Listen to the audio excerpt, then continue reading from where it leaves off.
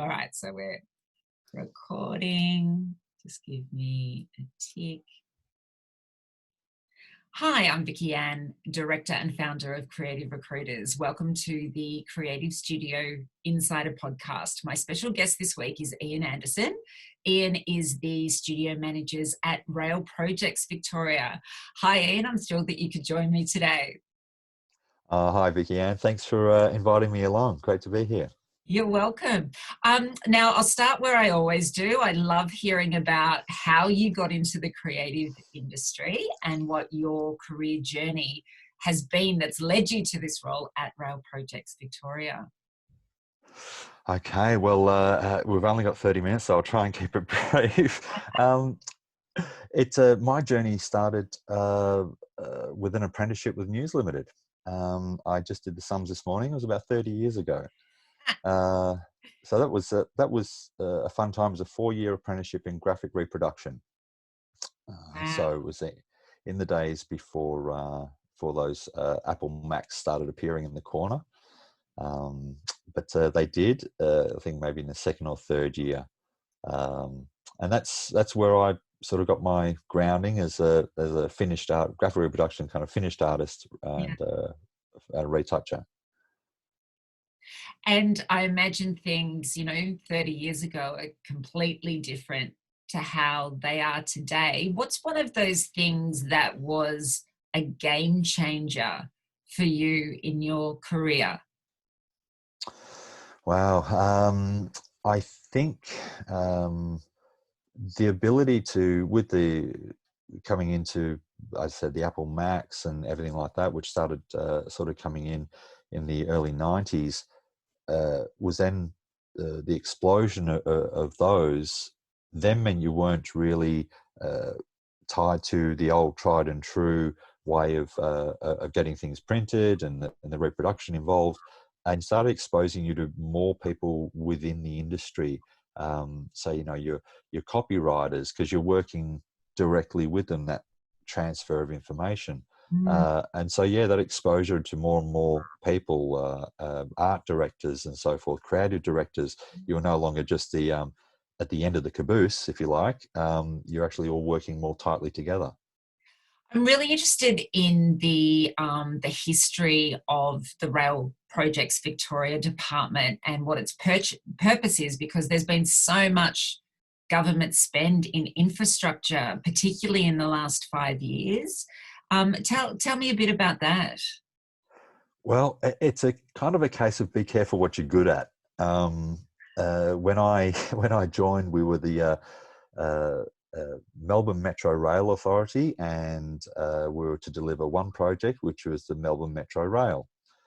Now we started doing really well, and the government sort of thought, I think this organisation could do more than one project. So hence we had a name change to Metro Tunnel and started taking on this regional rail revival, Ballarat line upgrade, and it's just grown and grown since then. And it is sincerely a case of we have great people right across all the departments, engineering, finance, HR, you name it. The people that I've worked with even before RPV on the previous project, and the government has faith in us to deliver and to administrate this work going on. So, bring on. If you've got another project in your back pocket, bring it on. And I'm going to be a little bit naughty and ask whether there's any inside goss on the airport railway line. Well, there probably is, but there's, if you know something, please tell me. Now, our team has actually been working away on bits and pieces for that for quite some time. A lot of these projects are sort of kicked around and scoped out and optioneering and all that kind of stuff. So we've been assisting with diagrams and things for quite some time before that announcement to help make decisions get made. Well, if you're listening, Dan Andrews, we really, really want it. Tell me about your role and your responsibilities there, Iain. My role is manage the studio of we've got 5 designers on board, and I do the scheduling, traffic management, print production, IT, um, Yeah. and yeah, there's a few hats to wear. I collaborate well with our internal marketing team, digital team, and things like that. So And there's never a shortage of something to do. no, it's a big team as well. Who tend to be your clients? All of well, nearly all of our clients are obviously internal for the government, but it is a mix from HR has an initiative that they'd like to get off, an internal initiative, through to land planning team need to get some information out there to the general public, specifically about projects and environmental effect statements and so forth, through to project information for the general public, what's actually happening, like fact sheets and so forth. Yeah. But from that range all the way up to uh, directly dealing with the minister's office on for media events, to even larger scope of works of installations at Melbourne Museum through school Oh, really? holidays, and yeah, interactive sort of engagement things for the kids during the holidays. So it's a wide gamut. And so what's the percentage split between, print collateral versus more digital online communications that you're producing? Yeah, there's it certainly has been a decline in in print. I mean, I've been with RPV 5 years, and previous to that was 5 years on another government project. And in that time, I've managed the print production for the comms and stakeholder, and it certainly has gone down and down the quantities that you get done. Yeah. But there still is required those, for this is pre-COVID, obviously, community info sessions, pop-up stalls, and people like to, have something in their hand, and you actually get a little bit more engagement out of that than, everything is on the screen. And so, although it's decreased, I don't see it completely going away. Yeah. And speaking of COVID, obviously it's been a really challenging year, and managing a government department can be complex at the best of times. Um, how did you manage the technology infrastructure in the moment when you knew that you needed to move your team off site? Yeah, that was a baptism of fire, to be honest. We, like a number of other studios within government, work on an internal server that is on the internal network, and then we had literally 2 or 3 days to enact us leaving, like everybody. It took everyone by surprise, and that's not just us, but right across the whole country. Mm, The sweep of this. So it's not like there was a lot of pre-planning for immediately leaving the office, but we managed that through utilizing online server storage. Because one of the tricky aspects, especially being in government, there's a lot of internet firewalls and so forth. So it wasn't a simple case of just having our servers located somewhere else and being able to tap into our existing infrastructure.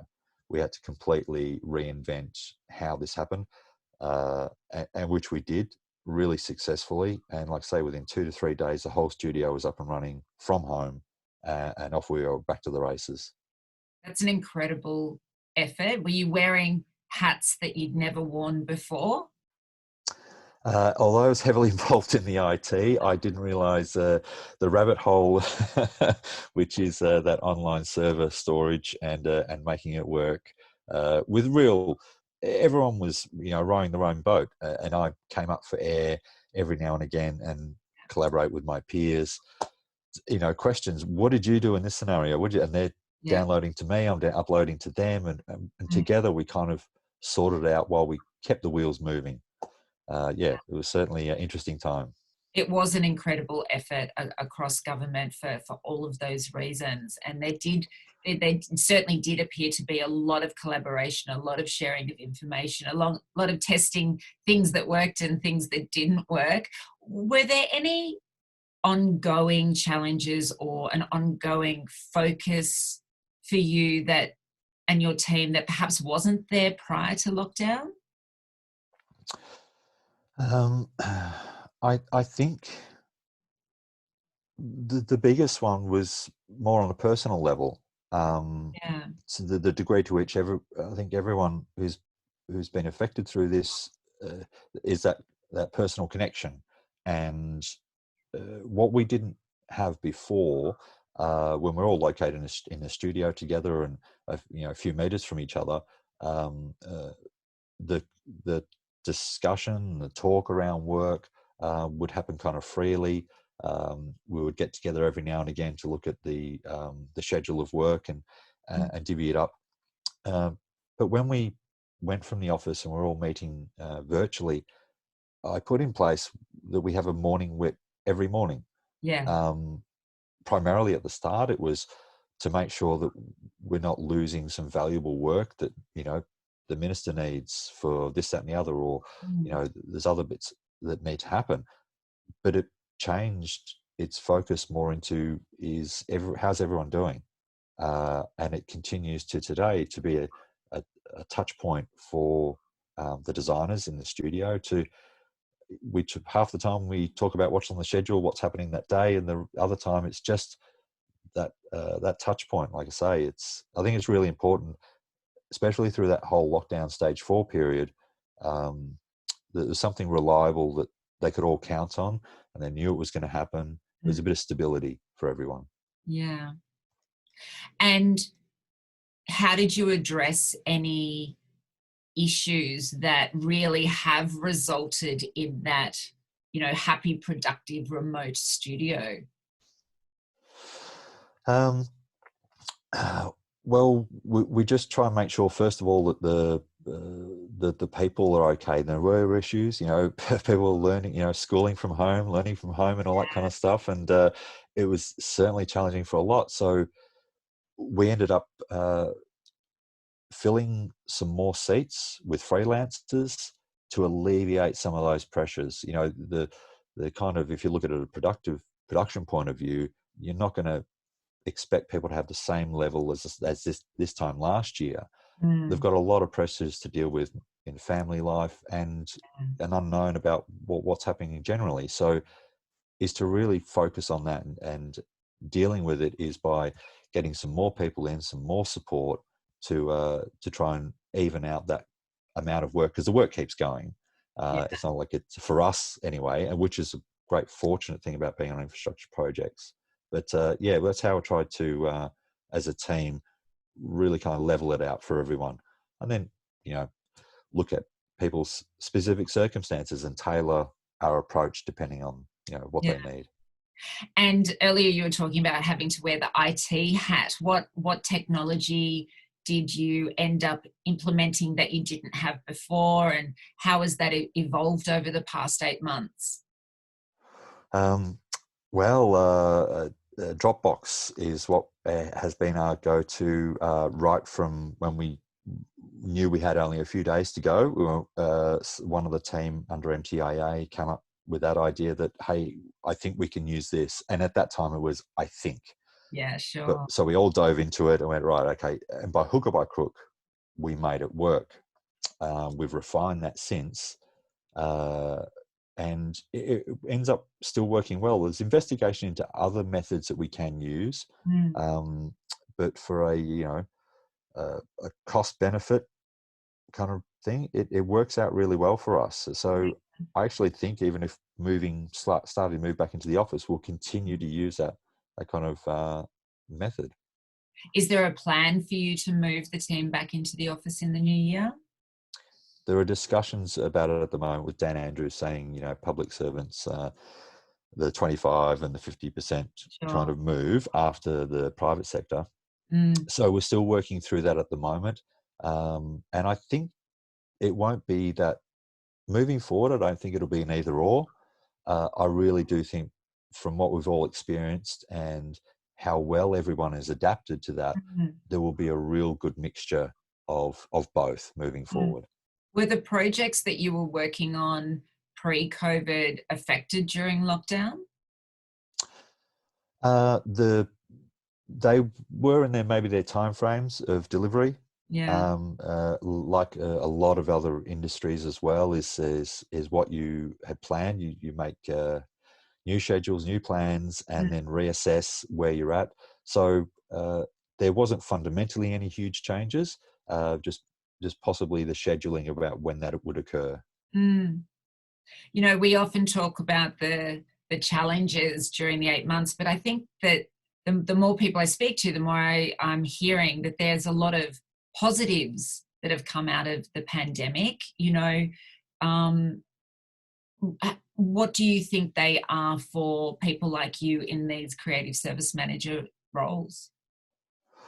Um, oh, I think the the positive, being in a meeting with a bunch of people, and somebody's 4-year-old comes up and shows the most important thing, or your cat tail coming past the screen as you're chatting. That really in a fast moving environment, bringing back that humanistic point, that we're all people and we've got a lot of things to deal with, more than just the workload that's in front of us. So Yeah. it's been really good, release of pressure valve in one respect for a lot of people, is to being more real about what we all have to deal with day to day. We've got full lives outside of our sitting in front of the screen and doing the work that we do. Mm. It's been the most fun part for sure. You know, me meeting clients and candidates for the very first time, and it's all over video conferencing, and then, you know, someone's cat or dog walks past, or you're right, the kids start asking for things. It's actually been a really nice insight into people's lives, into people's homes. Um, Yeah, for sure. you have a reputation for building really strong internal cultures. What are the behaviors that you insist on from your team? You know, why are they important, and how do you uncover that they will have those behaviors in your interview process? Oh, well, it's very nice of you to say building good culture there. I maybe thinking about this, I don't really. I just treat people how I'd like to be treated. Really, is at the end of the day, be open and honest, and in the interview process, you kind of get that from people. You can tell when someone's honest and genuine, Mm, and you can tell when they're worried and scared, and like we all are, going for interviews and things like that. yeah. But what making that human connection is really important. And first and foremost, I guess you understand that they know the industry, they know what they're doing. It's kind of like a mate of mine explained that musicians, at a certain level, you understand that everyone can play, and it's more about the person than being able to play, because well, everyone knows how to do that. Um, Everyone knows what they're doing for our kind of work, and it's more about connecting with the people. Mm. The amount of pressure that studio managers are under with regards to all of the different stakeholders and all of the different projects often boils down to the resources that they have within their teams. What advice could you give to a studio manager perhaps that's just starting out, um, who is experiencing those challenges of an under-resourced team? From experience, I'd suggest it's easy to get caught up uh, in the fast-paced, in the emotion of the fast-paced nature, and become overwhelming. And I feel that that is maybe brought about by people's want to deliver a good outcome, and they maybe not see how they can do it, because how do they get it to work with all these pieces? What I kind of suggest is try, if you can, take a step back from that, because when talking to the people that you need to influence to possibly get more resources, they really don't really understand a lot of the time what you're feeling under that pressure, and nor should they. Is is try and take that emotion out of it and be more calm about how the situation is. Yeah. Because ultimately they want to try and help you. But if, when things get really busy, your head's spinning and you're trying to put all the pieces in the right place and Yeah. things like that, it's extremely hard to shift gears into the, now I'll be the calm strategy person. Mm, And some people do it really well. Personally, I'm still learning how to navigate that road, and I think I've made some great success. But it's almost a continual thing as well to understand that it's not about the thing that you're talking about; it's the person that you're talking to yeah. is what you should concentrate on more. Yeah, absolutely. I meant to ask you earlier whether there is a particular piece of technology that you use for project management, traffic management, that sort of thing. Well, I'll probably get lots of comments down below. I don't know if you do that. We use the tried and true Excel. To be, Ah, to don't be we love perfectly it? honest, Yeah, to no, be you're perfectly not honest, the only one. we've tried, and I've investigated. I've had other of my colleagues investigate lots of different platforms, and for our instance, we've got, well, today in the WIP meeting this morning, we've got 160 plus jobs on the decks, and yeah, there's quite a bit moving. It's fast paced, so there is unfortunately no, studio killer app out there which enables you to look at that schedule from that many jobs across, half a dozen designers on a day-to-day basis and figure out where it's all going. I really wish there would be, but so we use a collaboration of a few different bits of software for timekeeping and for client liaison for sending drafts, and then but at the end of the day, Excel is the one. Yeah, yeah. Look, I say to people all the time, the day there is a piece of technology out there that can really take away the need for that Excel spreadsheet. If you're listening out there, develop it because you will make a fortune. Um, Absolutely. what's a little something that about you that not everyone may know? Oh, crikey. Uh, oh, here's one little one. I lived in Scotland when I was a kid. Did you? Um, there you go. Yeah, yeah. I was moved to Australia when I was 10. So yeah, fond memories of walking to school in the snow. Well, you've done a really good job of getting rid of any Scottish accent. They tend to stay with you forever by that stage. Yeah, so I think I was just under the threshold. I think once you get to like 12 or 13, then you've got the Scottish accent for life. You do, absolutely. Iain, it's been an absolute pleasure spending time with you today. Thank you so much for sharing the insights of what's going on there at Rail Projects Victoria. I really appreciate it. Thank you, Vicky. I really appreciate it too, and have a great day. Yeah, you too. Take care. See you soon. Bye. Bye.